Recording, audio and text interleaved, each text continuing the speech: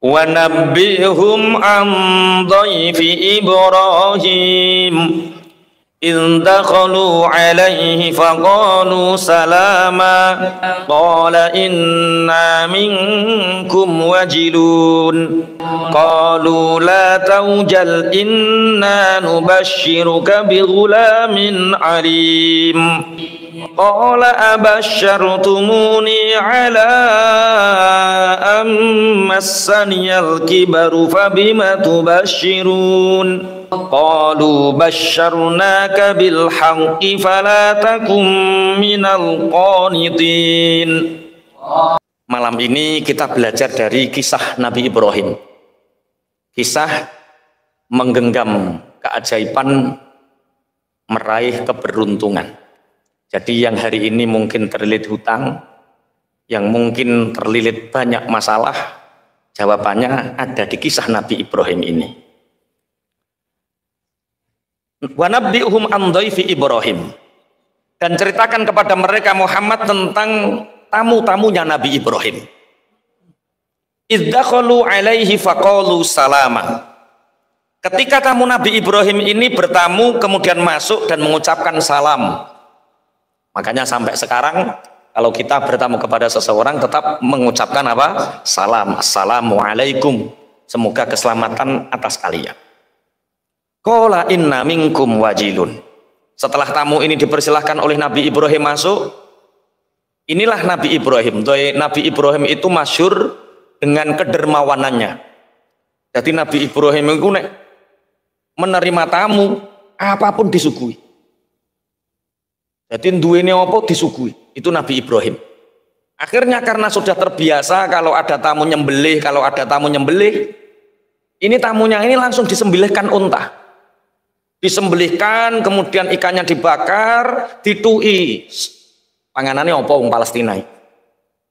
Pokoknya ya wis daging ngono ya. Apa muni kurma kok kondang ora kurma, wis pokoknya disuguhi kebab-kebab.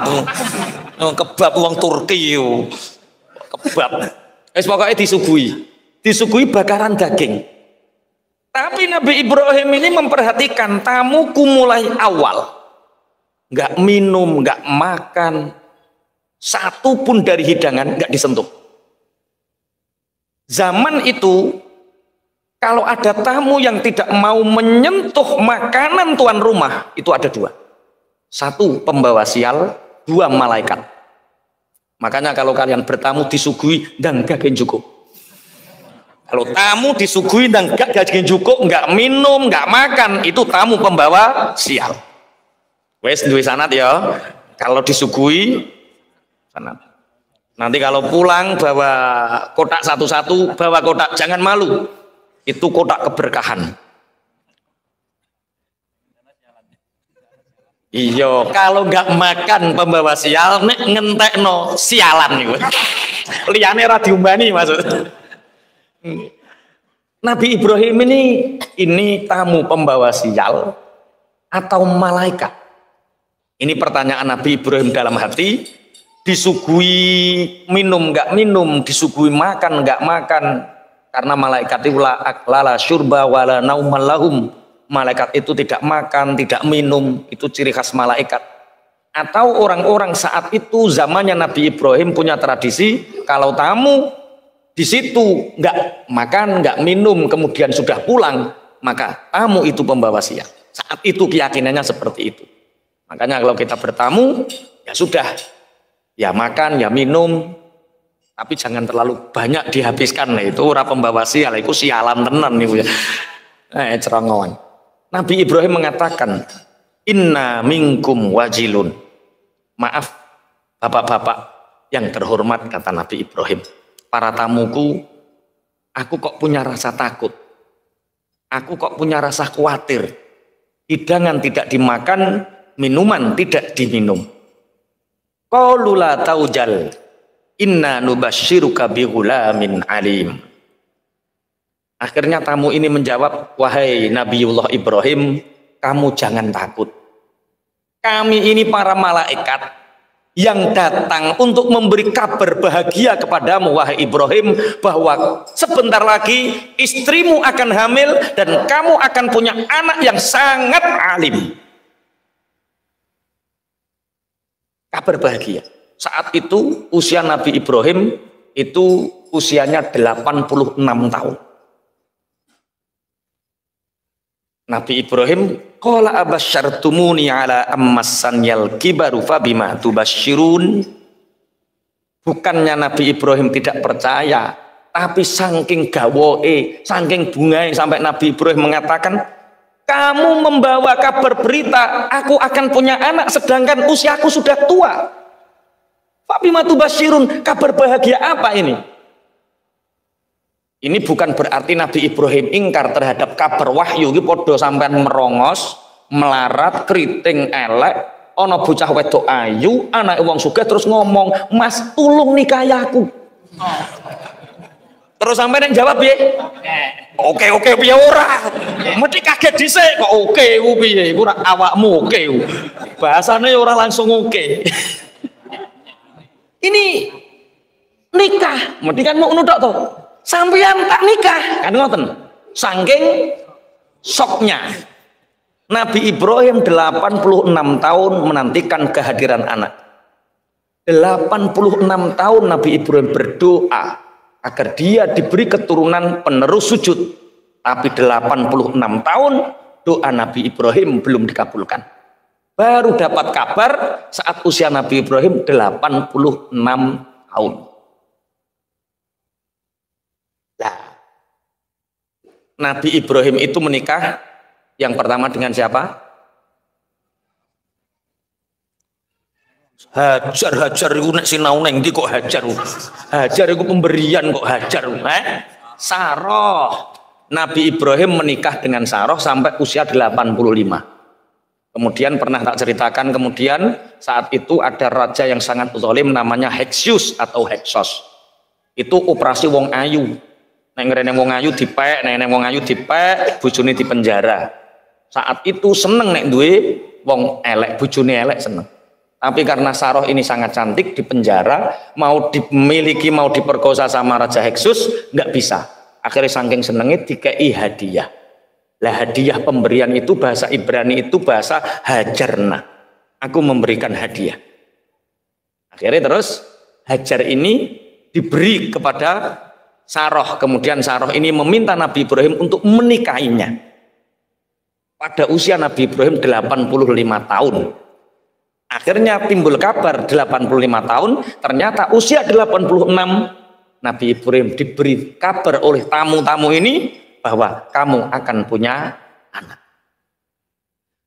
Nabi Ibrahim menganggap beliau punya anak di usia 86 tahun. Qala abasyartumuni ala ammassanyal kibaru fabima tubasyirun. Kalian memberi kabar kepadaku, kabar gembira, aku akan punya anak sedangkan usiaku sudah tua, 86 tahun. Sing teng mriki sing usiane 86 sinten? Pak Ikram pinten Pak Ikram? 60 wis ngene kok ya. Iki 86. 60 wis ngene wisan. 86 sampean bisa sampai 86 tahun. Tapi Allah memberi keajaiban bagi orang yang mempercayainya. Nabi Ibrahim tahu bahwa Allah punya kun fayakun. Nabi Ibrahim yakin bahwa Allah punya kun fayakun.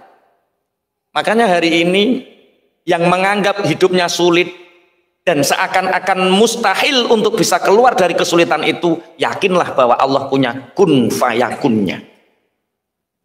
Allah memberikan keajaiban bagi orang yang mempercayainya. Mempercayai itu iman. Makanya ciri khas orang yang beriman adalah percaya. Percaya dulu. Utangmu banyak, lunas, yakin lunas. Urung-urung wis konitin no, mbah. Lah wong urung-urung wis mbah. Mulane iki sing cek guyu-guyu utange ya lunas, nek cek iso guyu lunas. Sing ora iso guyu iku wis ora ngarah lunas wis. Wes guyu dhisik ya. Nek guyu mesti lunas. Oke. Yakin. Yang mungkin hari ini pangapunten punya masalah anak. Semua orang punya masalah. Masalahnya beda-beda. Ada yang mungkin anaknya nggak bisa ditoto, anaknya nakal, mungkin punya masalah dengan istrinya, mungkin punya masalah dengan kesulitan ekonominya, mungkin punya masalah dengan bisnisnya. Tidak ada masalah yang tidak selesai selama kita punya iman. Tidak ada masalah yang tidak selesai selama kita punya keyakinan bahwa masalah itu pasti akan selesai. Allah memberi keajaiban bagi orang yang mempercayainya. Nabi Ibrahim 86 tahun pangapunten menanti kehadiran anak. Kemudian diberi kabar bahagia bahwa dia akan kedatangan anak. Senenge kaya wa fa bima tubasyiru. Qalu basyarnaka bil haqqi fala takum minal qanitin. Kami ini betul-betul memberi kabar bahagia kepadamu wahai Ibrahim. Kabar ini benar. Fala takum minal qanitin. Maka jangan sekali-kali engkau menjadi orang yang putus asa. Berarti untuk menggapai keajaiban, memperoleh keberuntungan, syaratnya satu, iman, yakin keajaiban akan datang. Bismillahirrahmanirrahim. Makanya kita diberi tatanan oleh syariat. Seberat apapun masalah kita, misal masalah kita segunung, maka penyelesaian Allah itu sebumi. Cara Allah menyelesaikan masalah kita, kita lebih besar daripada masalah kita sendiri. Yakin. Wis umpama sampean duwe masalah, sapa sing duwe masalah akeh sapa? Mas Aga iku.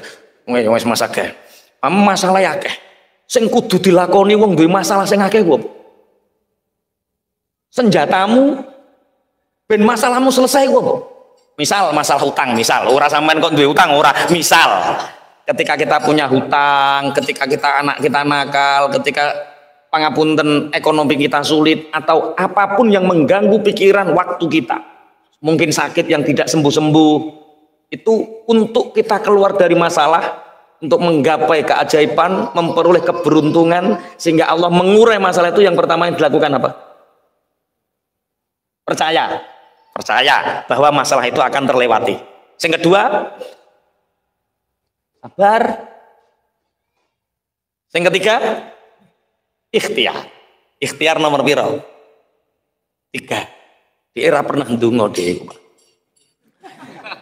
Setelah kamu punya keimanan, punya iman, yang dilakukan itu berdoa. Doa itu pusaka pertama, bukan terakhir. Ojo keliru. Pokoknya wis tak lakoni dhisik Pak Yai. Ikhtiar apa-apa tak lakoni, kok tak barengi doa. Doa terakhir deh. Padahal Rasulullah itu dawuh ad-du'a usilahul mukmin. Doa adalah senjatanya orang mukmin. Doa adalah senjatanya orang mukmin.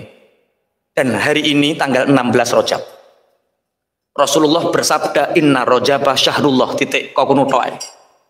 Rajab ini sungguh ini adalah bulannya Allah. Siapa yang memohon kepada Allah diijabah oleh Allah. Siapa yang meminta kepada Allah di bulannya Allah ini diijabah oleh Allah.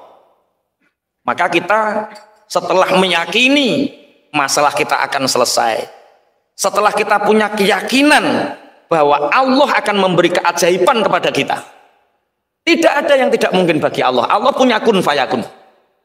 Setelah kita punya keimanan seperti itu, teruslah berdoa, karena doa ini pusaka sing paling ampuh.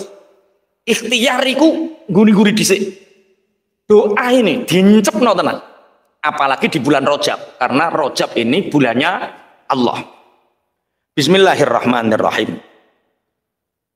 Di bulan Rajab itu yang paling utama, amalan yang paling utama di bulan Rajab itu istighfar.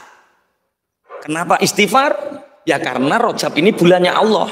Maka bersandarlah kepada Allah, iktimat Allah, senden nenggone Allah dengan memperbanyak istighfar. Istighfar niku napa? Astaghfirullahalazim alladzi la ilaha illa huwal hayyul qayyum wa atubu ilaih, sebanyak-banyaknya. Dulu Imam Al-Jauzi pernah menceritakan dalam sebuah kisah. Ada seorang ulama masyhur namanya Ahmad bin Hambal. Beliau hidup di tahun 788 Masehi atau 164 Hijriah. Sekarang 1444. Berarti Ahmad bin Hambal sudah melebihi 1000 tahun. 1200 tahun. 1200 tahun yang lalu ada satu kisah di mana Imam Ahmad bin Hambal yang beliau berdomisili di Baghdad. Baghdad itu sekarang ikut mana? Irak.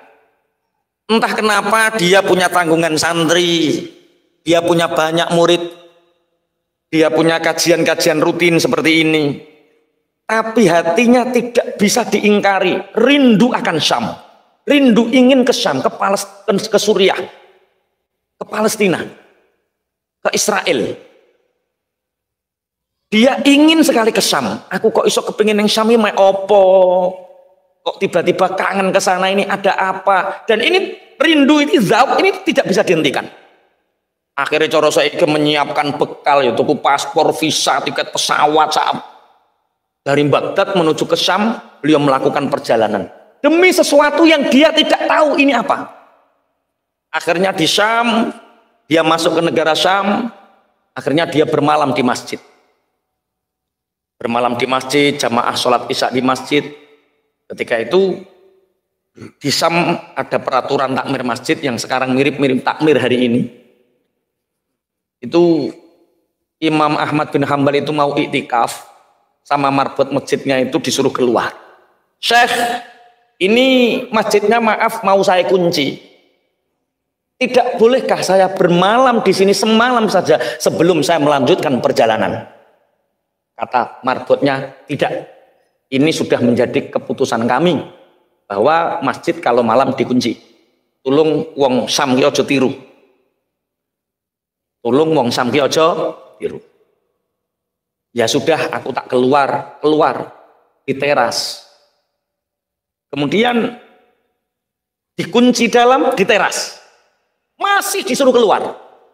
Ahmad bin Hambal mengutarakan beberapa dalil jenenge ulama masyhur. Saat itu kita bisa bayangkan kan, belum ada WA, belum ada apa, orang di Indonesia saja sudah mengenal Ahmad bin Hambal. Orang di Syam saja sudah mengenal Ahmad bin Hambal, padahal belum ada teknologi.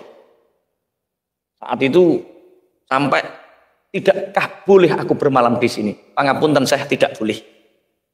Ini bukan terasnya yang aku kunci, pagarnya mau saya kunci. Loh sampean kok guyu ono tenan iki ono.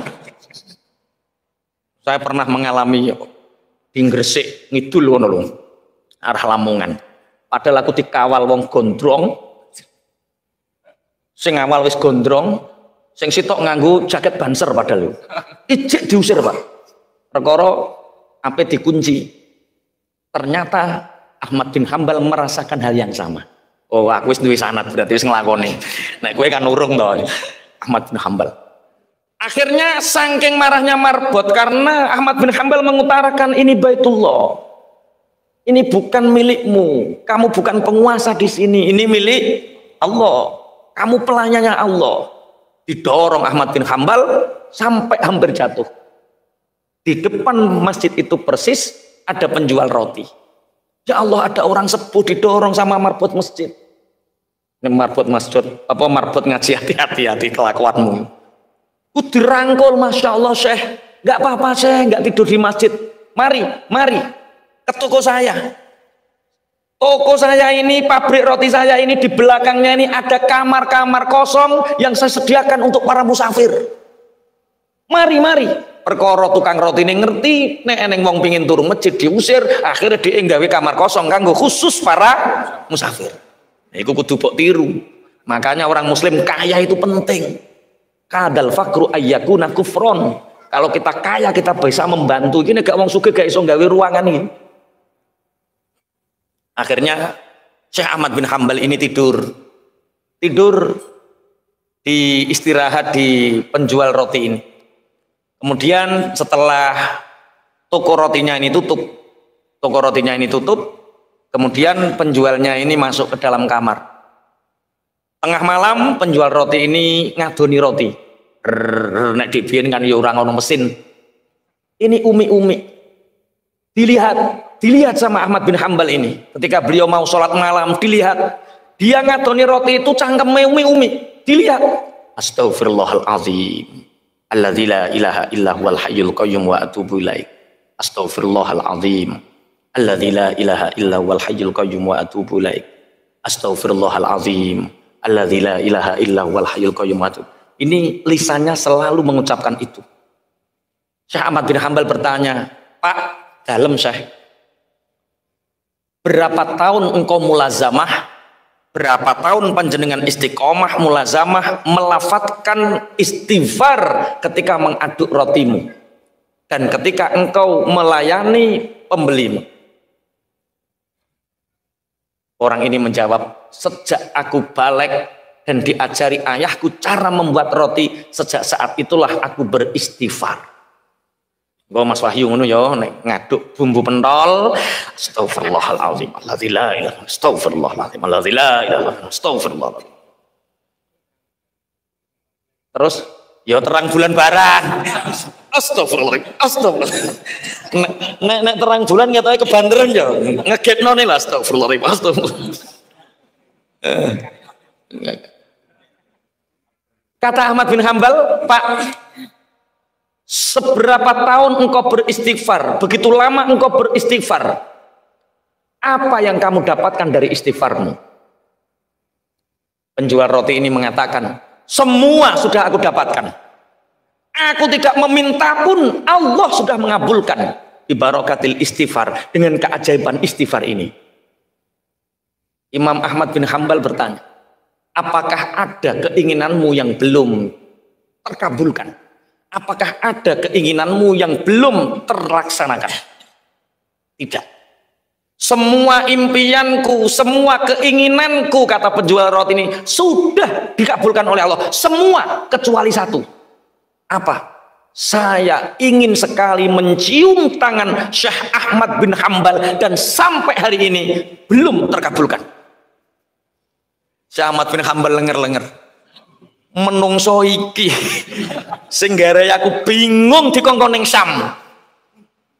Akhirnya dia mengatakan, wahai penjual roti, ketahuilah bahwa yang ada di hadapanmu, ini belum ada WA loh ya, belum ada foto profil, belum ada loh ya, belum ada Facebook. Jadi untuk mengenal, untuk mendatangkan seorang ulama saat itu betul-betul dengan ruh. Syekh Ahmad bin Hambal mengatakan, kamu tahu wahai penjual roti, yang ada di hadapanmu ini adalah Ahmad bin Hambal al-Baghdadi. Ahmad bin Hambal al-Baghdadi, mujtahid mutlak, muakhiri dirangkul. Cara merangkulnya mungkin di sini tidak lazim. Cara merangkulnya itu wajah, di dada kanan, di dada kiri, kemudian baru rangkulan. Jadi mencium dada kanan, mencium dada kiri, mencium tangan, baru rangkulan. Kata Syekh Ahmad bin Hambal, aku berbulan-bulan rindu untuk ke Syam, tapi aku tak tahu apa tujuanku. Ternyata istighfarmu yang menarik aku dari Baghdad sampai ke Syam. Istighfarmu. Satu, untuk menggapai keajaiban, mendatangkan keberuntungan. Satu, iman, keyakinan yang kuat. Allah memberi keajaiban pada orang yang meyakininya. Kemudian yang kedua, perbanyak doa dengan istighfar. Apalagi di bulan Rajab ini, perbanyak doa istighfar. Kemudian setelah itu apa Mas Aga? Layu ikhtiarmu iku apa wae? Iki sedekah bering diliwati kabeh ya. Iman, doa dengan istighfar dan sebagainya, kemudian dengan bersedekah. Keajaiban itu ada di dalam sedekah. Tapi sekali lagi, sedekah itu bukan strategi. Ada seorang syekh punya murid. Muridnya ini melihat kiainya ini setiap waktu beramal soleh dan bersedekah. Sebagaimana yang sering diceritakan oleh para murid-muridnya Abu Ya Said Muhammad, setiap subuh Said Muhammad tidak pernah lepas untuk selalu bersedekah di pasar-pasar dan di pelosok-pelosok kota Mekah. Dan itu disaksikan oleh para santrinya. Dan ini ada seorang syekh yang punya murid dan muridnya ini tahu. Kiainya ini bersedekah jor-joran, beramal soleh jor-joran. Tapi harta kiainya tidak pernah habis. Terus bertumbuh, terus bertumbuh. Akhirnya santrinya ini pulang cerita, Pak Yai ku iku mendino gua duit nggo sedekah ora tambah melarat. Layang kusu as-shadaqatu bis apa? Layang kusu malus shadaqah. Harta sedekah itu tidak akan pernah bisa berkurang. Wis to jor-joran, habiskan, ya habiskan. Bareng sedekah jor-joran, miskin tenan deh. Habis, bingung. Bojo njaluk pegat, anak minggat, tonggo ra kena sing disopo, kanca-kanca padha ngeleh kabeh. Biasa kan nek wayah duit akeh kanca padha mara, wayah ra duwe duit kanca padha enggak. Bingung deh. Nangis, apa salah saya? Dalilnya jelas. Harta tidak akan berkurang karena sedekah. Lah aku semakin sedekah kok semakin miskin. Sing senduk-senduk ya kaya kuwi wonge, Pak. Oh iya, aku tenan, aku bersedekah kok tambah miskin ki piye? Wong aku ngakehno sedekah kok tambah melarat, ora tambah sugih. Sowan dia kepada syekhnya. Syekh, aku meniru engkau. Aku ingin menapak tilas apa yang engkau lakukan, yaitu bersedekah dengan tanpa perhitungan. Sedekah, sedekah, sedekah. Aku melihat engkau begitu makmur, aku melihat engkau begitu banyak keajaiban, banyak keberuntungan. Sedangkan aku di rumah belum ada 1 tahun, hartaku habis untuk sedekah dan sekarang aku terpuruk dan miskin. Apa jawaban saya? Nah, aku bersedekah dengan keyakinanku. Aku bersedekah dengan keimananku. Aku bersedekah dengan keikhlasanku. Tapi kamu bersedekah hanya ingin coba-coba dan ingin mendapatkan yang lebih banyak. Kamu menjadikan sedekah sebagai strategi, bukan burhan, bukan tanda iman. Ini paham toh maksudnya?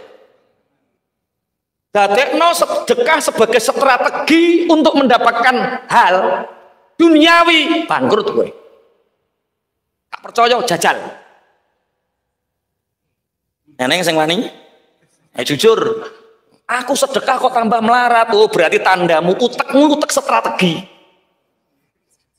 Nek gue kepingin sugih, belajar ilmu bisnis nang IIBF ngene gak apa-apa.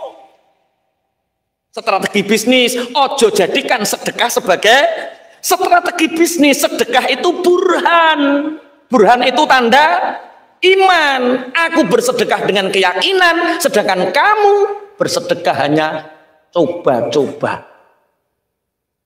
Wes, nek sedekah ojo jajal-jajalan. Kok sedekah tambah melarat, itu tandanya jajal-jajalan. Masing guyu yo guys, jajal-jajalan kae. Tak jajal lo aku diingi 10.000 saiki dadi 100.000. Tak jajalne kok 500.000 dadi 1 juta. Ya wis jajalne 10 juta, gak oleh apa-apa. Itu berarti sedekah bukan bukti iman, tapi sedekah hanya dijadikan alat strategi. Rasulullah mengisahkan dulu di zaman Bani Israel itu ada seorang tukang kasur yang dia jualannya kapuk. Kapuk itu bahasa Indonesianya apa? Kapas, kapas. Jadi dia ngambil randu. Saya juga Pak Yai kalau maknani randu ya. Tapi sebenarnya di sana apa saya nggak tahu. Mosok nang Arab kok ono randu ya. Tapi nggak apa-apa lah. Yang penting kapas. Entah ning kono jenenge apa, nek ning kene jenenge randu. Dia itu tiap siang pagi, tiap pagi itu dia beli bahan mentah randu. Malam dia itu mengambil isinya, kemudian kapasnya ini dikumpulkan, kemudian dibawa ke pasar dijual. Orang ini, orang Bani Israel ini, dia ahli bersedekah.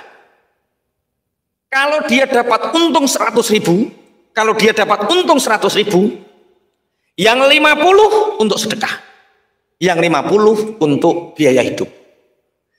Tiap hari seperti itu. Yang 50 untuk sedekah, yang 50 untuk biaya hidup. Selalu seperti itu.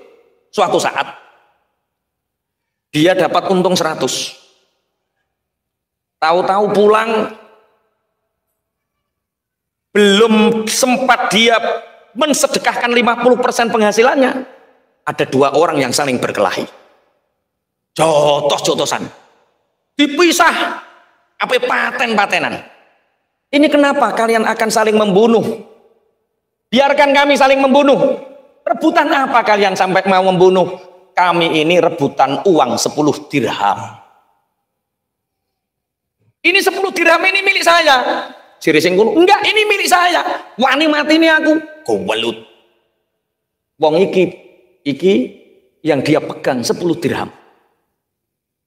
Iki nek tak kekno masalahnya selesai. Tapi kok neng mah neng masalah. Soalnya gak ono sing dipangan. Iki cara sampeyan piye cara nyelesekno? Akhirnya, Pak, sudahlah jangan saling membunuh. Ini 10 dirham, ini di mana 10 dirhamnya yang satu? Di bawah si fulan. Ya sudah, ini 10 dirham. Berdamailah, jangan saling membunuh. Biar aku yang kehilangan 10 dirham. Pulang, ditanya sama istrinya, Pak, jatah untuk hari ini mana? Ki cara bojomu. Gini Bu, tadi itu saya dapat untung 5 dirham, yang dirham untuk uang muka, untuk rasul mal, modal pokok. Lah kemudian di tengah perjalanan Bu, ada 2 orang yang saling berkelahi dan akan membunuh, merebutkan 10 dirham. Makanya aku kasihkan 10 dirham untuk menyelamatkan 1 nyawa. Ki cara bojomu ngono, duwe bojo kaya kuwi piye? Wes mulai kono, mulai. Sapa galak bojone ikhlas. Istrinya mengatakan, Masya Allah Pak, tabarakallah, Masya Allah. Hanya dengan 10 dirham engkau menyelamatkan 1 nyawa. Padahal Allah berfirman 1 nyawa tidak bisa diganti dengan dunia ini. Saking bernilainya nyawa. Betul sekali Pak. Yang kamu lakukan benar, dengan 10 dirham engkau menyelamatkan 10 apa? 1 nyawa. Nah terus kita hari ini dan besok makan apa Bu? Dan kita jualan apa? Pak, mudah Pak. Ini bekas kapuk-kapuk kapas ini kan banyak. Kita bersihkan. Seberapa kita dapat, kita jual, kita gunakan untuk modal, besok kita bisa makan. Ya podo ketika samban sugih, duit receh buk gerita oh nggak penting, duit receh buk gerita oh nggak penting. Ketika bangkrut, golek isor bantal, golek di duit receh. Nah iku wis ono syarate Jawi. Kelas duit 1.000 begitu berharga, 10.000 begitu berharga. Pada zaman sugih biyen gerita gletek. Ketika bangkrut duit 10.000, ya Allah neng dikae kaya ono digoleki neng sempit-sempitan neng jero ketut iku. Iki ono cerita nyata berarti iki. Neng jero ketut digoleki, neng jas-jas digoleki, sor bantal digoleki, sor bayang digoleki, nek menawa dhek ben ono ceblokan. Ini sama. Kapas itu dikumpulkan. Setelah kapas ini dikumpulkan, dapatlah setengah karung bawah. Dibawa ke pasar, nggak laku soalnya kapas ini sudah agak berwarna hitam, wong jenenge siso-siso, nggak ada. Akhirnya bertemulah 2 orang yang sama-sama sial. Makanya kalau orang bangkrut ketemu bangkrut, tanda plus ketemu plus. Jedak apa piye? Sing urip plus ketemu men ya. Ya iku iki. Nyalai plus ketemu. Nah ini orang sial ketemu sial. Yang satu bawa kapuk, yang satu bawa ikan. Nelayan ini punya 2 ikan yang hampir busuk karena nggak ada yang mau beli. Sedangkan yang satu bawa kain kapas, yang lusuh dan tidak laku. Kedua orang sama bertemu. Cara saiki padha jagonge padha padha ngopi ning ngisore wit. Piye lek kabare? Siap. Apes lah sampean padha. Piye sial piye. Saya itu hanya punya 2 ikan. Tiap hari kami ini pelaut nelayan, tiap hari makan ikan. Kami nggak butuh ikan ini, saya jual kemana-mana nggak laku karena hampir busuk. Tapi kamu sudah makan, hanya butuh dagangan saya itu, hanya butuh barter. Lah cocok jere sing tukang kapuk. Saya itu butuh makan, walaupun ikan hampir busuk nggak apa-apa. Tapi saya hanya punya ini kapas ini, tapi warnanya juga sudah buruk. Nggak apa-apa, yang penting aku mulai nggawe barang dagangan. Ya wis barter. Sing sitok mulai nggawe kapas, sing sitok nggawe iwak. Sampailah di rumah sama istrinya, bagaimana Bapak? Alhamdulillah Bu, kita akan makan kenyang. Ikan dari laut. Segar Pak? Enggak, hampir busuk. Disigar ikannya. Ketika itu ada butiran-butiran putih keluar. Ini apa? Dilihat. Pak, iki opo Pak? Kok modelnya kok putih? Kok ora dudu taine iwak atos mengkilat berkilau? Jere, endi to Bu? Iki opo iki? Coba tak tanyakan temanku di bawah. Temannya ini bakul emas. Ini format keberuntungan. Jadi apa nek ngarane? Remote keberuntungan. Jadi Allah memberi keajaiban kepada orang yang mempercayainya. Kemudian dari keajaiban itu akan banyak mendatangkan keberuntungan. Keberuntungan ini dihadirkan oleh Allah, bukan kita yang menghadirkan. Termasuk penjual kapas ini dihadirkan, ada mutiara di situ, dia nggak tahu kalau ini mutiara. Sayang tanyanya sama orang bakul emas. Sama bakul emas. Kelihatannya ini mutiara Mas, kelihatannya loh. Wong saya bakul emas, saya nggak tahu. Lah punya relasi bakul mutiara banyak. Cara saiki tak teleponkan. Cara Sherlock. Cara biyen rongono Sherlock. Pasar sana, kesanalah kamu. Akhirnya ke sana, Pak, saya ini punya ini ada 5. Butiran putih ini apa? Dilihat. Oh, ini mutiara Mas, asli mutiara. Ini harganya mahal. Coba ini kalau nggak beruntung, ini orang ini nggak tahu lah. Kalau dia nggak ajaib, nggak beruntung, orang ini pasti nipu. Makanya sampai cek pengusaha yang hari ini sama Allah ditumbuhkan, itu karena memang Allah menghadirkan di sisi mereka orang-orang yang membantu keberuntungannya. Sehebat apapun teorimu, sehebat apapun ilmu bisnismu, tapi kalau Allah menghadirkan garangan-garangan yang pinggirmu, habis dunyomu. Ini sing garangan yang guyu. Ini nih. Lah harganya berapa, Pak? Kalau saya beli sih seperti ini 40.000 dirham. Dia hanya menyelamatkan 10 dirham. Dikasih sama Allah. Kalau saya sih belinya hanya 40.000 dirham. Itu saya karena saya ini pengusaha berlian yang bawah. Kalau kamu nemui teman saya lagi, lebih mahal. Lu zaman biyen ono wong jujur ngene iki, Pak. Nek cara saiki sampean nuteke piye? Keuntungan modal sekecil-kecilnya, keuntungan sebesar-besarnya. Mulane ora ajaib hidupmu itu. Hidupmu ruwet ya ngono kuwi. Ini keajaiban didatangkan oleh Allah. Kalau di sana Mas, beraninya 80.000 loh. Kalau saya hanya 40.000. Ya wis wong ada 5 saja toh Pak. Sampean beli nggak apa-apa 40.000 dirham, nanti sisanya tak bawa ke rumah temennya sampean. Di rumah temennya. Wah, ini kalau saya berani 80.000. Tapi ada pengusaha yang lebih munafik lagi, 120.000 Mas. Gimana? Kamu bawa ke sana atau ke sini? Ya kamu tak kasih 1 lah. Antum rezeki. Wong nek wis tau katok ya antum rezeki Mas. Tapi nek pengusaha lagi bangkit rong tau bangkrut ya dek walah profit ngono sing dipikir. Ora tek antum rezekine ora. Akhirnya dibawa yang berani membeli 120.000. Kaya mendadak. Setelah sampai rumah, datanglah pengemis. Assalamualaikum. Pak, 3 hari saya belum makan. Sudilah kiranya Bapak memberi saya sedekah. Cara bojomu jadi OKB. Orang kaya baru. Ada pengemis seperti ini, apa yang dilakukan?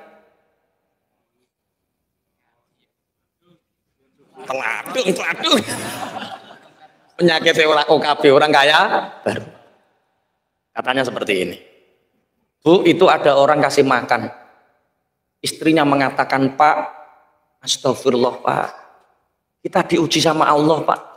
Lah gimana tuh Bu? Ketika Bapak hanya punya uang 10 dirham, Bapak bersedekahnya 5 dirham. Besok yang kita makan kita nggak tahu, kita besok makan cari hari ini, Bapak berani bersedekah 50%. Kita ini kaya Pak. Ada orang minta sedekah, masalahnya dikasih makan. Lah gimana Bu? Ya kasih separuh Pak, kita sudah dapat banyak. Berarti orang-orang yang ajaib, orang-orang yang banyak memberi keberuntungan, itu karena di belakangnya ada istri yang support untuk kebaikannya. Iki nyemoni bojone deh. Iki curhat. Istrinya yang mengatakan, Pak, ketika Bapak miskin, besok yang digunakan makan, Bapak mencari hari ini, Bapak berani bersedekah dari 10 dirham, Bapak berani 5 dirham. Hari ini kita sangat kaya, Pak. Kenapa Bapak tidak berani bersedekah separuhnya? Itu bojone wedok sing muni. Engko bojomu ceritani kaya iki ya. Ciri Pak Yai untuk menggapai keajaiban, mendatangkan keberuntungan, istri itu harus support dengan cara bantu masih luman dibantu, masih luman ki bantu. Terus dibantah karo bojomu, tapi ojo nggo strategi, Mas. Iman. Paham nggih? Akhirnya diberikan separuh, kemudian orang ini semakin bertumbuh. Berarti kalau hari ini kita punya masalah yang kelihatannya tidak mungkin diselesaikan, yakin Allah akan menyelesaikannya. Dengan apa? Dengan keajaiban doa. Dengan apa? Dengan keajaiban sedekah. Baru strategi. Tapi wong-wong biasanya aku wis pola aku ora kaprah ngene iki kok tak wangi ndonga-ndonga terakhir. Ini kesalahan kita yang mungkin banyak orang yang tidak tahu bahwa menganggap bahwa strateginya itu diutamakan, padahal dekati Allah dulu. Dengan keyakinan imanmu, dengan doamu, dengan strategimu, akhirnya Allah akan mendatangkan keajaiban bersamaan dengan keberuntungan yang diraih. Allahumma amin. Nabi Ibrahim usia 86 tahun, seakan-akan dia tidak punya anak, tapi Allah mendatangkan keajaiban itu dengan apa? Dengan hadirnya seorang anak yang bernama Ismail. Wa nabihum an dhaifi Ibrahim. Qalu basyarnaka. Tapi kadang orang itu, contoh, ini rata-rata yang hadir usianya sudah ada 40. Banyak yang lebih 40 atau kurang 40? Lebih ya, berarti kira-kira wis do HP madhep to ya kira-kira ya. Kira-kira wis jujur wae lah, jujur wae. Kira-kira. Gini. Orang yang usianya 40 tahun ke atas itu seperti orang yang umroh. Umroh itu paling di berapa hari lumrah sangang dino 13 dino. Orang umroh, ini sebelum saya bercerita tentang orang umroh, misal Cak Win, misal sampeyan duwe duit 1 juta, ono 100.000, ono 50.000, ono 2.000. Terus duit 1 juta iki mbok gawa salat Jumat kabeh. 100.000, 50.000, 2.000, ono 1 juta, berarti 1 juta 2.000. Kemudian ada kotak lewat, kira-kira sing mbok odos sing ruju iku sing ndi? 2.000. Lucu kan? Bodo 100 kok abang balik ke. Bodo 50 kok ijo biru balik ke. Bareng lusuh 2000 iki. Iku analogikanya seperti ini. Logikanya ini. Sampean umroh. 2 hari sebelum kepulangan orang umroh apa yang dilakukan? Pakaian dilempit. Sing rusuh-rusuh dilempit, dilebokno koper. Orang yang kita bawa pulang dikoperi, diresi. Kamu bawa uang 500 juta ketika umroh, kemudian bok delek neng hotel, bok tinggal mantuk. Kamu pulang, uang 500 jutamu kamu tinggalkan ketika umroh di kamar. Kemudian kamu bawa pulang ke sini pakaian kotor yang kamu masukkan ke dalam koper. Sepatu, sandal jepit, kaos kaki kamu bawa pulang, uang 500 juta kamu tinggal di kamar di Mekah. Kira-kira sampean dilokke wong piye? Bento. Wong duit 500 juta kok ditinggal, kok ngopeni barang ngamuk. Lah 2000 ya kuwi. Gak paham maksudnya? Paham toh ora maksudnya? Iya, kita ini kan mau pulang ke kampung halaman. Mestinya yang kita bawa pulang itu yang paling berharga. Wes to, kelambi elekmu mbok tinggal gak apa-apa, 500 juta gowonen. Aman. Enggak 500 juta ditinggal, sing 2000 digowo. Kaos kaki, japit. Remas balsem kok gowone mulai sing 500 juta Bok tinggal kowe dilokke bento tapi aku gak wani ngelokne sampean bento masih sing bodos 2000. Makanya pangapunten iki ngajine hanya mengisahkan tentang kisah Nabi Ibrahim menggapai keajaiban, mendatangkan keberuntungan dengan cara yakin bahwa iman, doa, istighfar, sedekah, dan ikhtiar. Ojo dipahami aku gak ngeremeh ke ikhtiar. Apa ngeremeh? Bukan, kita nggak meremehkan ikhtiar, tapi toto corone dibener. Kadang kita lebih mendahulukan ilmu bumi, tapi kita melupakan yang membuat bumi.